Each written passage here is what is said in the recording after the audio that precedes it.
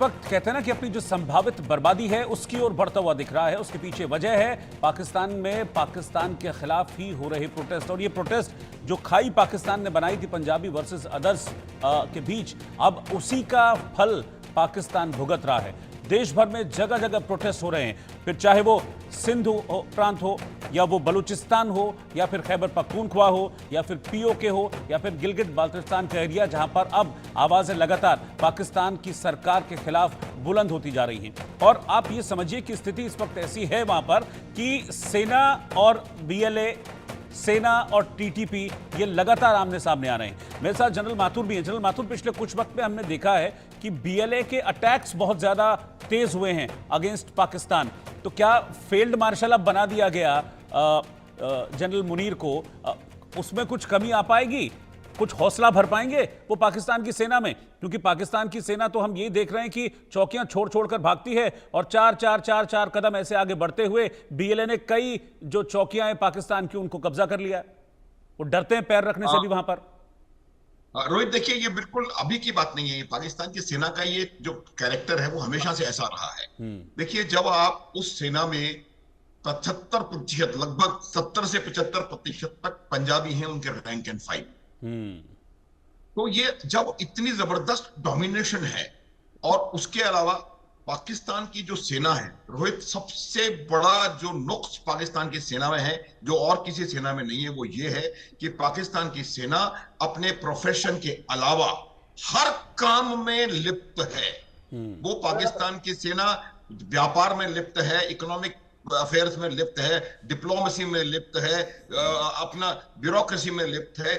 हर काम वो करना चाहती है, हर काम, ताकि हर चीज से उनको पैसा मिले और वो पैसा अपने आप के अपने ऊपर उसको पैसे को ले जा सकें। और ये अवाम को नजर आ रहा है। और वो जो बोगी था उनका, ये जो अवाम को इन्होंने किस प्रकार से एक कोने में बैठा के रखा हुआ था, वो ये उनको कन्विंस किया हुआ था कि अगर आपको कोई बचा सकता है इस दुनिया में, वो सिर्फ पाकिस्तान की आर्मी है।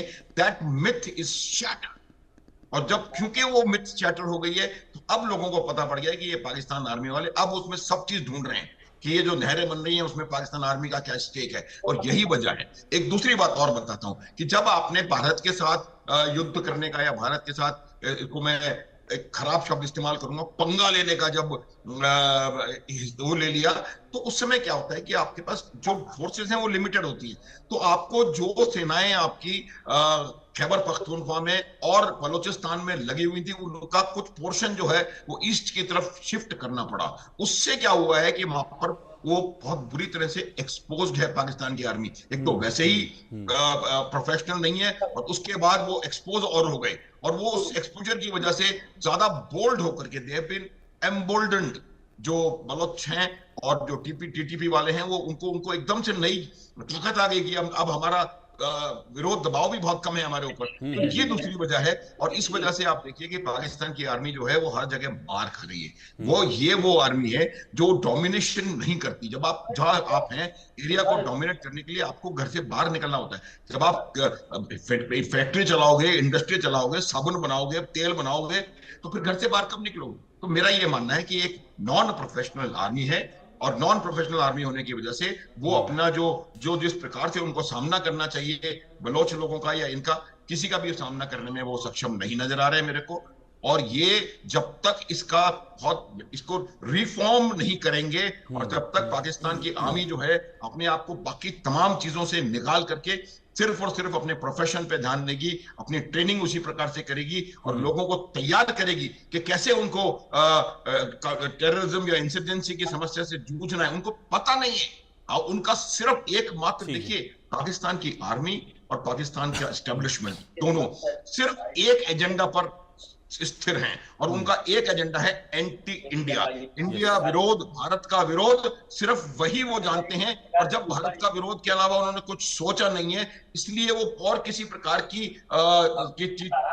उससे जूझने के काबिल नहीं है, उससे निपटने के काबिल नहीं बचे हैं किसी भी प्रकार के चैलेंज से। और जो चैलेंजेस अभी सिंध में, बलूचिस्तान में, खैबर पख्तूनख्वा में आ रहे हैं, उन चैलेंजेस को तो कहीं ना कहीं उनसे उनको परेशानी हो रही है, और पाकिस्तानी सेना का नुकसान हो रहा है। और ये नुकसान, देखिए, एक चीज और बताता हूं, जब आपका फिजिकल लॉस होता है सेना का कभी भी, तो उसका एक मेंटल जो मोरल के ऊपर जो उसका इफेक्ट होता है, कि आप देखें कि एक बिना अनट्रेंड कुछ 4 5 10 15 20 लोग इकट्ठे होकर के आकर के और कहीं से हथियार लाके कहीं से लाके हमारी सेना के 40 आदमियों को मार देते हैं, उसका असर होता है। आपकी सेना का अपना आत्मविश्वास, आत्मबल कम होता है। तो मेरा यह मानना है कि पाकिस्तान की आर्मी का एक बहुत बुरा दौर आया हुआ है, और अब अगर वो बिल्कुल नहीं संभले तो ये बलोचिस्तान और केपीके और सिंध में इनको बहुत भारी समस्या होने वाली है, रोहित। ठीक है। और ये जो बगावत हो रही है, जिसकी तस्वीरें मैं आपको दिखा रहा हूं, इस बगावत ने डरा दिया है। इस बगावत ने शहबाज सरकार को डरा दिया है। इस बगावत ने मुनीर की सेना को भी डरा दिया है। मैं आपको बता रहा हूं कि मैं ये बात क्यों कह रहा हूं। दरअसल पाकिस्तान की अगर मैं बात करूं तो वहां पर पाकिस्तान की आर्थिक राजधानी जो कराची है, वहां पर स्टॉक एक्सचेंज है। स्टेट बैंक ऑफ पाकिस्तान भी इस वक्त कराची में मौजूद है। बड़े बैंक और मल्टीनेशनल कंपनियों के दफ्तर भी कराची में हैं, और कराची में एक बड़ा इंपैक्ट ये जो प्रोटेस्ट हो रहे हैं उनका देखने को मिल रहा है। कई बड़े बड़े औद्योगिक क्षेत्र हैं कराची में, वहाँ टेक्सटाइल, केमिकल, फार्मास्यूटिकल और इंजीनियरिंग के कॉलेजेस वगैरह हैं, बड़े बड़े उद्योग हैं। कराची पोर्ट और बिन कासिम पोर्ट भी कराची में है। सबसे प्रमुख पोर्ट पाकिस्तान का है, और जो 70% से ज़्यादा जो पाकिस्तान का अंतर्राष्ट्रीय व्यापार होता है वो यही इन्हीं पोर्टों के जरिए होता है। पाकिस्तान के कुल राजस्व का 40 से 50% हिस्सा कराची से ही आता है। लेकिन जिन शहरों की लिस्ट मैंने आपको बताई कि वहां पर बड़े पैमाने पर अनरेस्ट देखने को मिल रहा है, उनमें से एक शहर कराची भी है। और इसीलिए इस कराची के डेटा, कराची का आंकड़ा मैंने आपके सामने रखा कि कराची कितना इंपॉर्टेंट है। और यहां पर अगर इस अनरेस्ट को नहीं थाम पाए शहबाज और मुनीर, तो आप सोचिए कि पाकिस्तान का कितना बड़ा नुकसान हो जाएगा, बल्कि नुकसान क्या मैं कहूँगा बर्बाद हो जाएगा। कराची पोर्ट आप समझ लीजिए कि वो अगर किसी भी तरीके से बर्बादी की ओर बढ़ता है या वहाँ पर कुछ भी नुकसान होता है तो एक बड़ा नुकसान पाकिस्तान को होगा। बड़ी बड़ी मल्टीनेशनल कंपनीज वहाँ पर हैं, बड़ी बड़ी इंजीनियरिंग फर्म्स वहाँ पर हैं। तो एक बड़ा बेसिक इंफ्रा जो है वो कराची में है, और कराची में इस तरह का अनरेस्ट रहा, कराची में इस तरह से प्रोटेस्ट रहा, तो फिर पाकिस्तान आगे बर्बादी की तरफ बढ़ेगा। इसमें किसी भी तरह का कोई डाउट नहीं है। और ये सच्चाई है इस वक्त कराची में कि लोग सड़कों पर उतरकर अपनी सरकार के खिलाफ प्रोटेस्ट कर रहे हैं। निपुण जी के पास मैं चल रहा हूं। निपुण जी, एक बड़ा इंपॉर्टेंट शहर है कराची पाकिस्तान के लिए, लेकिन वहां पर भी जबरदस्त अनरेस्ट है। लेकिन एक बड़ा शहर होने के अलावा मैं कहूंगा कि आर्थिक तौर पर भी बहुत सपोर्ट कराची से पाकिस्तान को मिलता है। लेकिन ये अनरेस्ट अगर वहां पर बढ़ता रहा और इसी तेजी के साथ बढ़ता रहा तो फिर मुसीबत होने वाली है। नहीं, देखिए, मैं तो कहूंगा मुसीबत आप कह रहे होने वाली हो चुकी है रुद्र भाई। आप देखिएगा, अभी ये मामला बहुत शांत होने वाला नहीं है।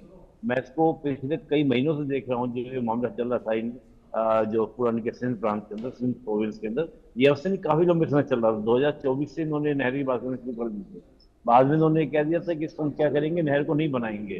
अभी जो दंगा दोबारा से भड़ गया है, जो इस प्रकार के हालात हुए हैं वो ये हुए हैं, उन्होंने ये कहा है सिंध के जो प्रदर्शनकारी हैं कि आप हमें शहबाज शरीफ जी आप लिख कर दीजिए कि हम किसी प्रकार से उन 6 नहरों का जो प्रोजेक्ट है वो नहीं स्टार्ट करेंगे। तो उसको लिखने के देने को मना कर दिया शहबाज शरीफ ने कि हम लिख कर नहीं देंगे, हम रिटर्न में नहीं देंगे। क्योंकि सिंध की बात ये थी कि अगर ये हमको लिख के देते हैं और हम लोग कल को भविष्य में करते हैं तो हम इसको अंतर्राष्ट्रीय समुदाय के सामने लेकर जाएंगे कि देखो पाकिस्तान वादा करने के बाद भी मुकर जाता है, हमको जानबूझकर पानी के लिए तरसा रहा है, पानी के लिए हमको मारने का प्रयास कर रहा है। और जब मैं कराची की बात कही, निश्चित रूप से कराची में मानता हूं कि बहुत महत्वपूर्ण शहर है, केवल इकोनॉमिक दृष्टि से नहीं बल्कि स्ट्रेटेजिकल पॉइंट ऑफ व्यू से भी देखिए। जो पाकिस्तान की नेवी का एक बड़ा कमांड है वो कराची के अंदर है। और मुझे याद आता है 1965 और 71, खासतौर 65 की जो वॉर थी, पाकिस्तान की हारने की सबसे बड़ी वजह ये थी कि हमने जो कराची में जो हमारी नेवी ने जो दिखाया था, अपना गिरवा ताकत जो दिखाई थी, उस ताकत के कारण ही पाकिस्तान को हमने जेल बना के रख दिया था। और देखिए, हम देखें कि पाकिस्तान के अंदर 2 ही पोर्ट बहुत महत्वपूर्ण है, गवादर और आपका दूसरा कराची। गवादर तो आज चीन के पास जा चुका है, कराची था इनके पास में। और कराची में जिस प्रकार का आपका एनवायरनमेंट बन रहा है कि बिल्कुल हम लोग व्यवस्था को ठप कर देंगे। तो मैंने अभी आपको कहा था कि इकोनॉमी और जो बेसिक रिसोर्सेज है उनकी कमी किसी भी देश को बाल्कनाइजेशन यानी कि टुकड़ों की ओर लेकर जाती है। तो पाकिस्तान की स्थिति उस ओर बढ़ रही है, हम माने या ना माने। लेकिन कितना भी ज्यादा मिलिट्री के उसको कंट्रोल करने का प्रयास करें, कितना भी ज्यादा आप प्रयास करेंगे, उतना ही ज्यादा इस प्रकार के जो वायलेंस वो भड़कते हैं। हुआ ये था 1971 में ऑपरेशन सर्च लाइट जो उन्होंने चलाया था, वही तो बड़ा रीजन बना था कि बंगाल की आम जनता भी इस आंदोलन से जुड़ गई थी। और आज जब पानी की हम बात करें, माथुर जी ने बहुत अच्छी बात कही थी।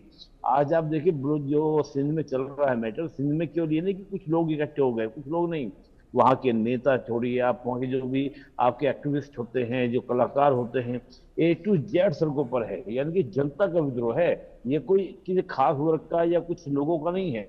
जनता का विद्रोह ये संभालना बड़ा मुश्किल होगा।